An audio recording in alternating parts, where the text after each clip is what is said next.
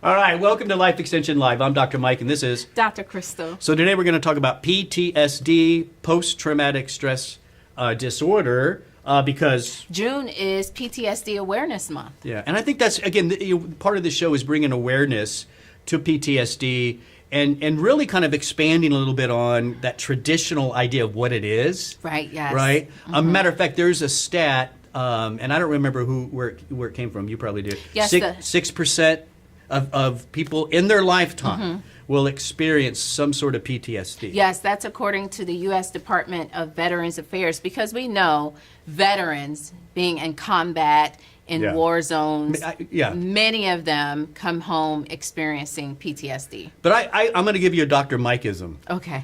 You like these, don't you? I do. I think that's a low number. I do. I think when you start adding in the idea of how we're defining trauma. Yes. And I think and then people just underreporting, not even really understanding. Right. Maybe there's a trauma behind their anxiety or whatever symptoms that they're showing. So I think it's a low number. I think I agree with you, Dr. Mike, on that. I mean, people, if they don't officially, I would say, get help and kind of become a part of these statistics, they don't know it. Yeah. Like the statistics aren't adding up. They're not, stats are just stats. We always got to remember that, right? I know. Yeah. So on today's show, we're going to talk about what is PTSD, some of the causes, and I'm really happy that we have a special guest who's going to help us understand all this, especially when we get to how to manage PTSD. So if already we're kind of speaking to you, hang in there. So we have some good tips with an expert. So let's get into what is PTSD. You want to do that? Like, what's that first definition? I'll do the first one. The National Institute of Mental Health says that PTSD is caused by a shocking, scary, or dangerous event. Yeah. See, and to me, that is pretty broad because, what's scary for you may not be scary for me, shocking, that kind of stuff. And so when you think of it that way, that's where I think that 6% number is kind of low. Because most people think, well, I can't have PTSD. I wasn't in a war.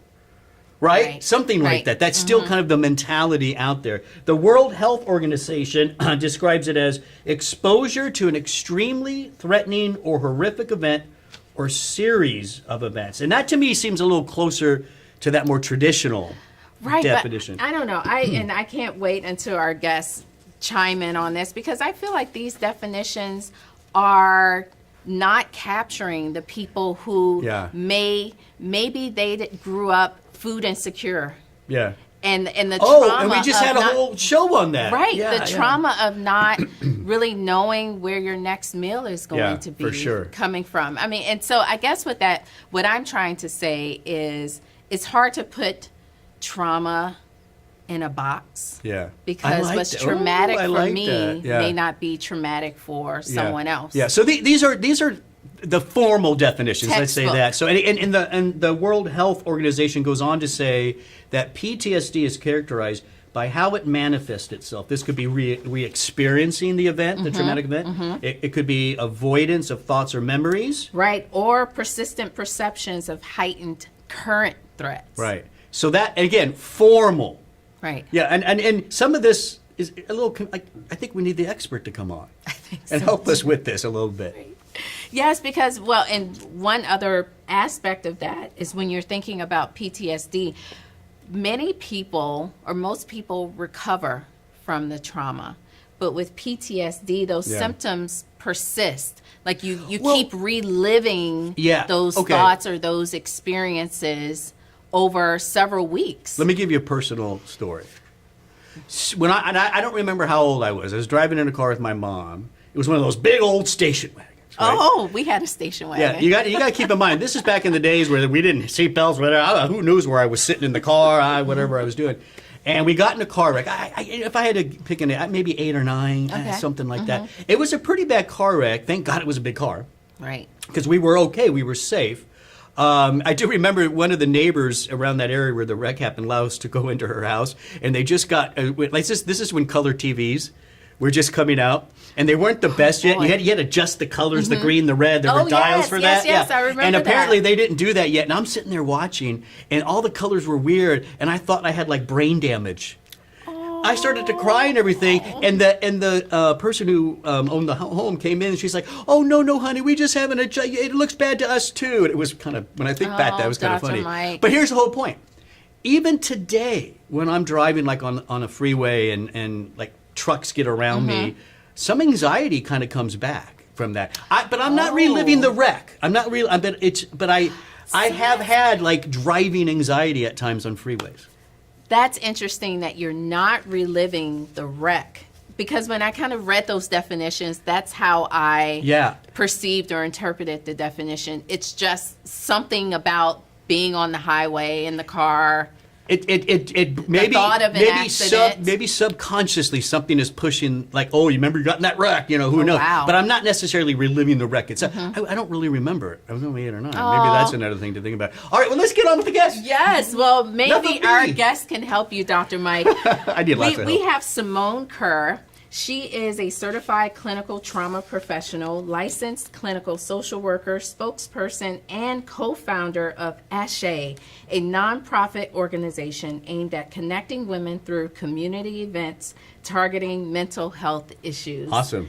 Thank you for joining us on the show. Thank you for having me. Yes, and I met Simone at one of her women's empowerment events. That's awesome. Yes. I think you told me that. Yeah, yeah, that's great. so now it's full circle. Yes, it is. And so we appreciate you being on here. Now, you heard our conversation about Dr. Mike's event. Hopefully you'll be able to help him after maybe. I'm right here. I can hear you. She's like acting like you could maybe help him.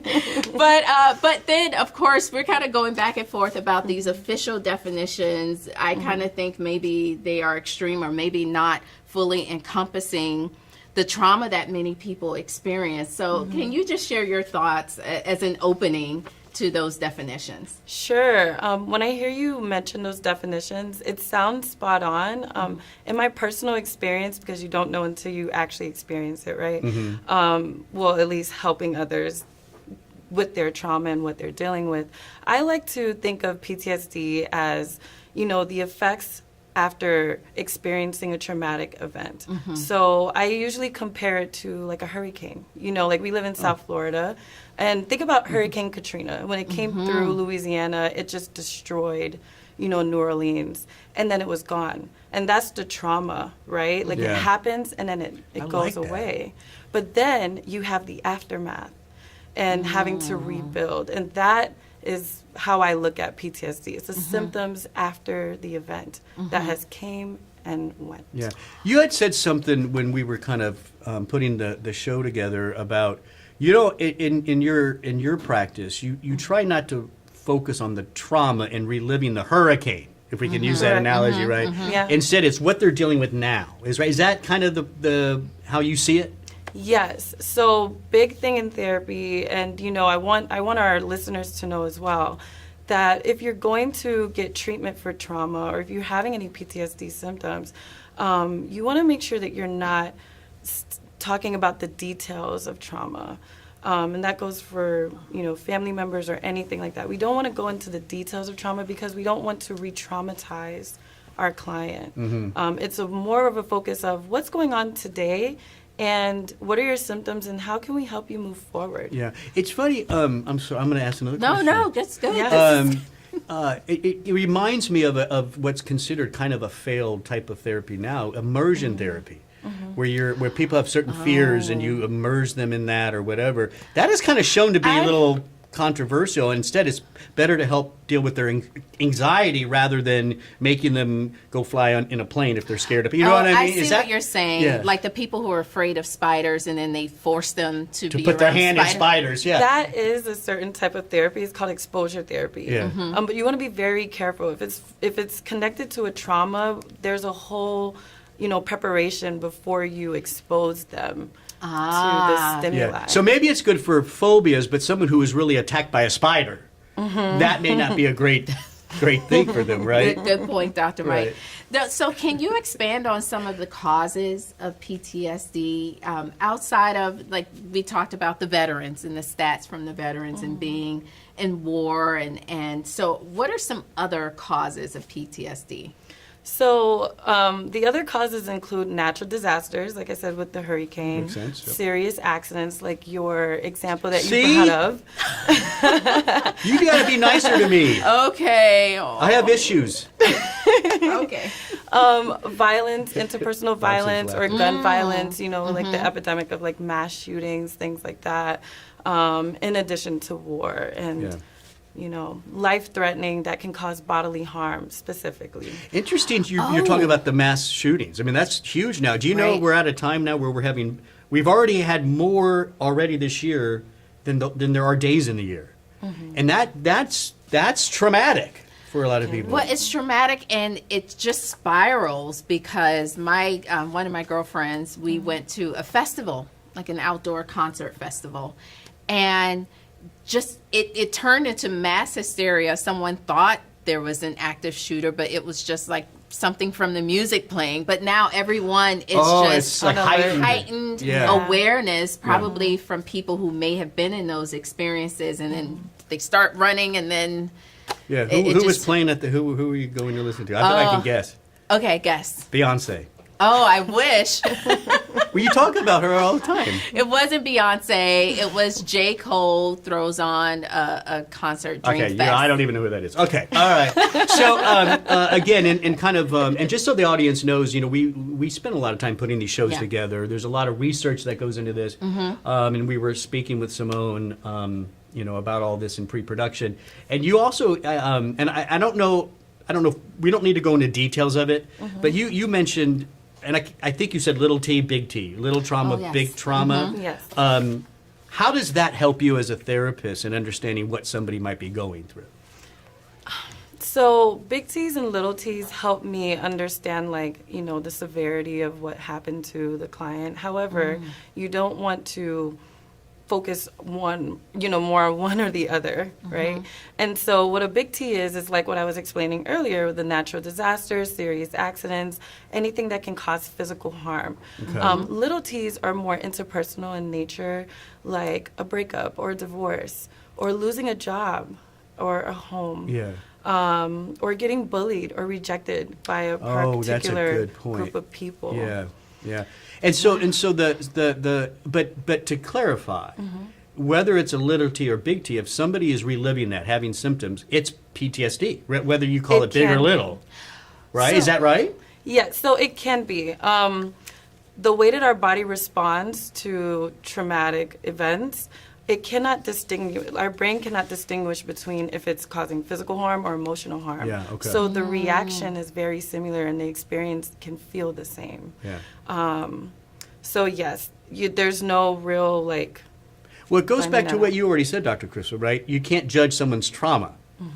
Right? And what Right. scares you doesn't scare me, and all that kind of Exactly. stuff at the beginning of the show. So we did good there. I think Yes. so. We did a good job. So now I'm thinking, I mean, because you've expanded that kind of definition or the causes. How would I recognize that I have trauma or PTSD that Oh, I very need to good. deal with? Like the symptom, like how Right. do you know? How okay, do you yeah. recognize the symptoms, not just in myself, but in my loved ones? nice. Like I have a sneaky suspicion that there are people around me who Wait. probably are suffering from She- PTSD. Robson, So this is such a loaded question because Mm-hmm. the first part is how do you recognize those symptoms, and then I would like for you to maybe go into suggestions on how do you address it. Like what's that first step? Right, that is a loaded question, but I am going to start from the top. So that will bring us into symptoms, the actual symptoms. Okay. Some of those symptoms include like intrusive dreams or flashbacks, memories as if you're actually reliving the situation, panic attacks, dissociation. Dissociation is an experience where it's like out of body, you're not feeling like anything is real around you. Being on hyper alert or on guard, like what you mentioned about being at that festival. Those are some of the symptoms that can pop up. What changes it from traumatic stress into PTSD? So PTSD is post-traumatic stress disorder. What makes it a disorder is that these symptoms are persisting for over a month, and it is significantly affecting your daily activities. That's a good point. So you just said traumatic stress versus traumatic stress disorder. Yeah.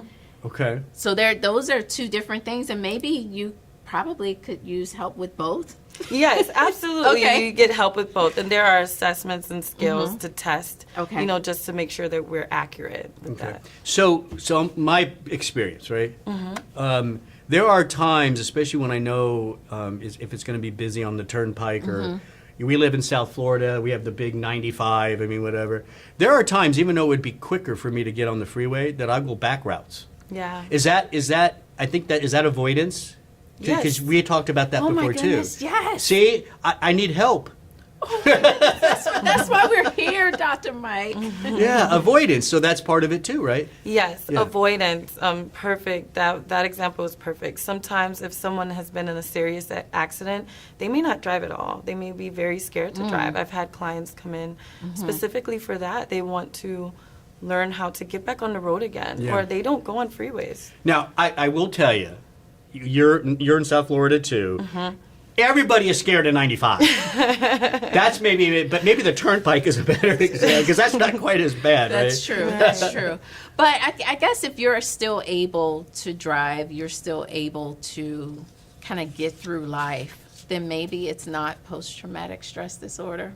Like I'm Because I just push through. No, I'm just kidding. Is that I guess if you're able guys, to it's push not- through, I guess It's not as bad. I mean, listen, there are times I get a little on the free. It's not. There most of the time I don't even think about it. I'm listening to music. Okay. Or whatever. Right, yeah. right. So how can he manage his post-traumatic stress disorder? Or how can she manage hers? Because I'm sure she has it too somewhere in there. As we started talking about this, I reflect now. It's caused me to kind of think about situations that do things that I avoid. I mean, you're bringing up things that all of you should kind of think about, because often our traumas, we take it into our relationships. people And we live wonder with. why relationships aren't working, Yeah. and maybe we have to deal with self. And even like with, you're a parent of 2 kids, right? You have to be careful too because they're sponges. That's And true. if you're having those like overly whatever, getting a little anxious, whatever about a small situation, they pick up on That's that kind true. of stuff. So I think Yeah. you're right. It's not just you or me; it's people around us as well. So let's get into the tips. This is what people want to know. Yeah. How are we going to manage PTSD? I'm going to just say the disclaimer. I think this is important. If anyone out there is thinking of suicide, you must seek immediate help. Period. End of discussion. Right.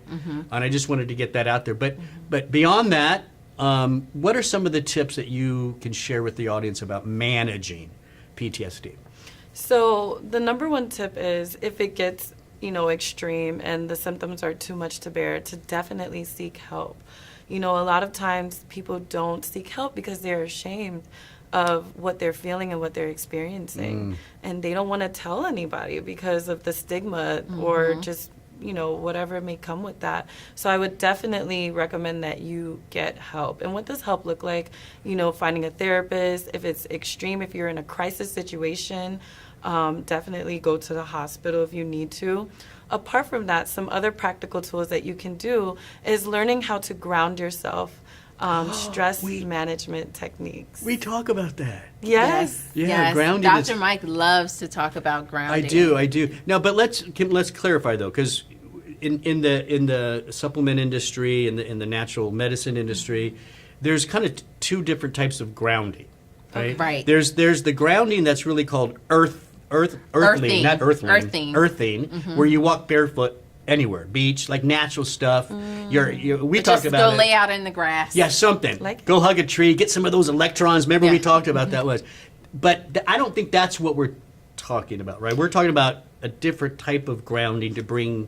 Well, you tell me. Yes. You're the Yeah. expert. I'm going to keep So talking about know what I'm it's- saying. As soon as you started explaining that, it reminded me of one type of grounding exercise which focuses on the 5 senses. So earthing would be a way of being in the present moment by activating your 5 senses, like smell, Okay, so touch, it is part of that then. Yes, Okay. it is a Okay. part of it. The other part would be breathing, paying attention to our breath. If I'm not sure if you notice whenever you're anxious, your heart racing. And you're not breathing. You're not breathing. Yeah. Right. Right. Yeah, it's because your body has to get ready to respond to the threat. The problem with that is the trauma is no longer here. However, our body is constantly being triggered or it wants to respond to the threat. So we're not focused on being in the present moment. Yeah. So grounding through breathing is one of the top things. We did a whole show on that. We did Remember the a different couple of weeks ago. breathing techniques. You know my favorite one, the double. I use it all the time. So Have you heard of the? I don't know if it's called double. I should look it up if there's a name the of it. official name, but It's, you take a big breath in, Simone, and then when you feel like you can't do anymore, you do a little more, Oh, okay. and then you slow release. It has something. I'm an MD. I can't help talking about this.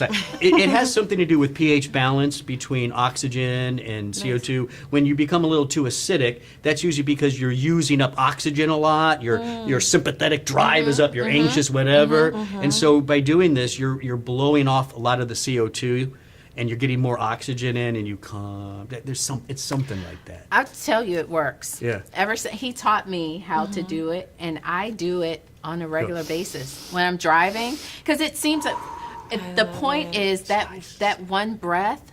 Sometimes it's not enough to just get the tension out of my chest, and then that extra breath, it's the trick. Is that Thank you.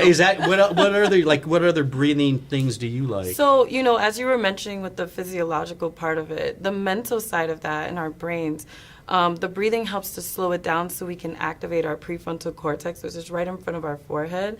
That helps with rationalizing and logical reasoning, which helps us gain control back and not be so reactive. Yeah, I like that. So it's kind of balancing sympathetic, parasympathetic, which is more calming, Absolutely. but at the same time, it's your brain. Yes. Yeah, you're thinking a little bit better. You're not spiraling down with crazy Correct. thoughts. So Yes. what are other grounding techniques? So we have breathing, The five senses. five senses. Meditation, yoga, and visualization. Okay. So like visualizing yourself. So if you were one of my clients, we'll bring you into the breathing so you can calm your symptoms, your parasympathetic system down. Yeah. And then I will walk you through visualizing yourself in a safe place. Okay. And then I'll have you describe to me, what does that look like? What does it feel like? Who's around you? Yeah. And we'll just sit there for maybe like 5 minutes. But is it true? See, one of the things when because we've had questions like this when we talk about meditation, for example, visualization. There's this. I think it's incorrect. There's this idea that if you're going to meditate, you have to be perfectly clear in your mind, or if you're going to visualize, you can't lose track of that bit. And that's not really true, right? It's okay if you're meditating to lose. Just think something else. You go, okay, let me bring it back, right? Right. There's this, I think it's a bad conception of how meditation should look. Yes, and even in that visualization process, there are different ways on how to teach the client to separate some of those thoughts that come to your head. So an example would be, if you're laying down in the grass and you're looking up at the sky, to picture any thoughts that come through your mind on a cloud and watch it just like pass by. Oh. Or on a lily pad and watch it move by on the river. That would be like an example. Or in of South Florida on the back visualization. of an iguana. As it runs off. Or an alligator. Yes.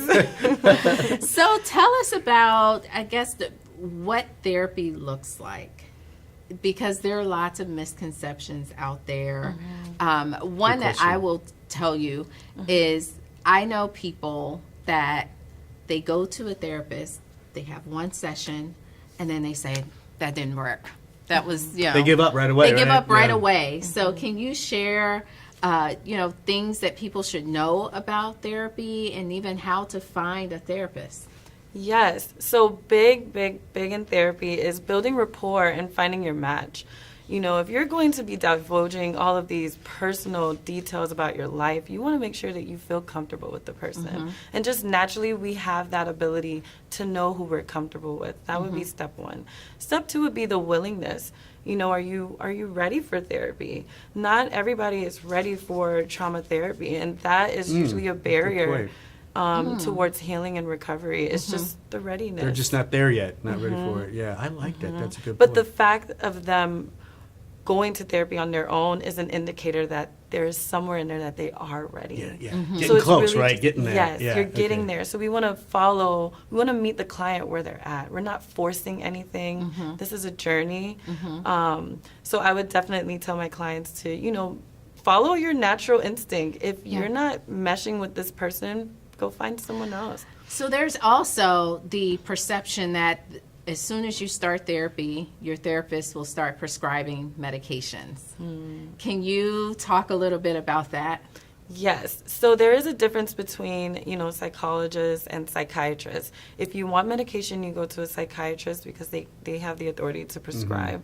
For a therapist or a clinician, we can diagnose, but we do not prescribe. And so if you're going to a therapist, you're going to focus on practical coping mechanisms. We're going to dive deep into maybe some of the root causes so we can help you, learn how to cope effectively with the here and now. Yeah.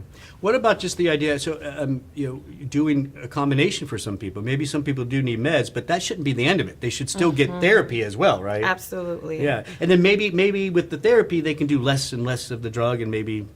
That's eventually true. Do you find people that, I guess there are people where they just get the medications And they don't do anything else. and they don't do the work. That's that the goes American with way, the right? Take a medication. pill and you lose weight and everything's fine. Absolutely. And if you're not careful, that can, snowball into a substance abuse disorder. Very good point. Which is what I find a lot in my practice is co-occurring disorders with PTSD. You see a lot of eating disorders and substance abuse for that reason. Fantastic information, Simone. Thank you so much. Yes. Yeah. Yes. So we weren't so off on our definitions I and don't what we were think thinking. so. Yeah, what we were Yeah. thinking about. But you definitely elaborated on that. We really appreciate it. Before you leave us, is there any last thing, little nugget of wisdom you would like to share with the audience? I wanted to share that, that it is possible for you to recover. Dr. Crystal was mentioning earlier that, there is a traumatic event, but then you can recover and there is Yeah. healing. And that's the beauty of our brains is that it's plastic. We have that neuroplasticity. So we can reframe and create new pathways in our, in our brain and in our Right. neurons That's great. to learn how to recover from the traumatic event. So if you have experienced trauma, it is not the end. Yeah. And That's that great. is what you can get from therapy. Thank you so much for coming on. You're welcome. So Dr. Crystal and I are now going to focus a little bit on supplementation because we think that can play a role as well. Yes. Before we do this, though, before we get into that, Simone mentioned therapy, right off the get help, find a good therapist. Even if you need some medications, whatever, Right. we're just here to give you some additional information of some nutrients that have some research. Very right? true. And I just want to jump right in because for our it. first nutrient, which is an extract of French oak wood, one of the studies that we're highlighting, those participants were seeing a therapist.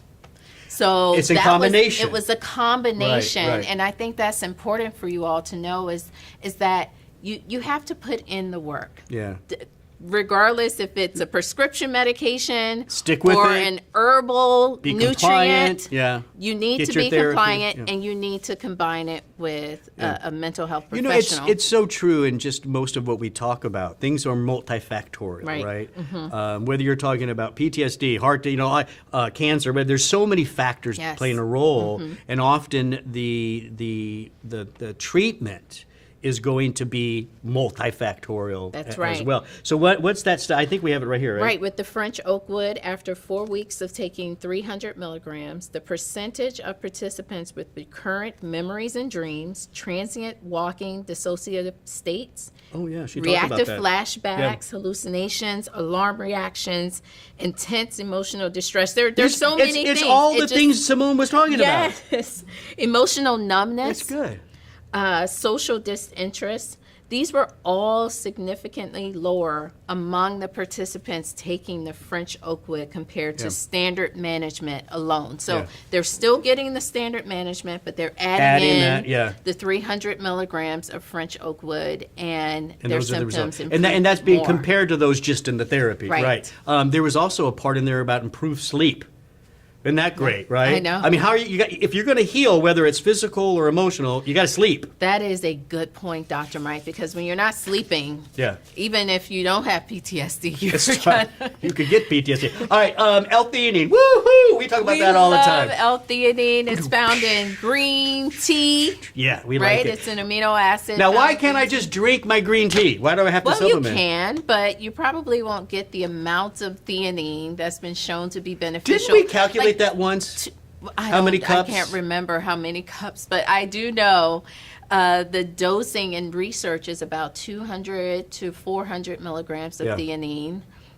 Which would be just a lot of green tea drinking. Right, you're not which gonna is be able to still do it. good. But you're not. People can't. But you take your theanine with your green tea. That's what we used to say. Or with your coffee. Yeah. Sometimes if you're finding that caffeine can kind of make you feel like you're having a little more anxiety, the theanine can help to balance that effect as well. Studied in students undergoing high stress clinical training. That's what I did. It was high stress. You survived. Woo! Resulted in significantly less stress among those who received the supplement in comparison with. So basically, they're talking about medical students, nursing students, all that kind of stuff. High stress. You got to learn a lot, and you're actually touching people. It's scary. And L-theanine. Oh, maybe that's another trauma. And L-theanine help with that. And then L-theanine's partner, lemon balm. That is an herb in the mint family. You know, it grows in South Florida. Yeah. Oh, I know. I didn't know that. Yes. I know people. It's just in their backyard. So that's another one where you can, if you have it in your backyard, you can. You can make tea. You can make a tea out of it. Yeah. Yes, make tea out of it. It can be very calming. Studies show that this herb has relieved stress in humans under varying stress conditions. Yep. Then there's two hormones we want to share with you. Not everybody wants to do hormones. It's just information if you're interested. The first one I do take every day. That's DHEA. It's a steroid hormone.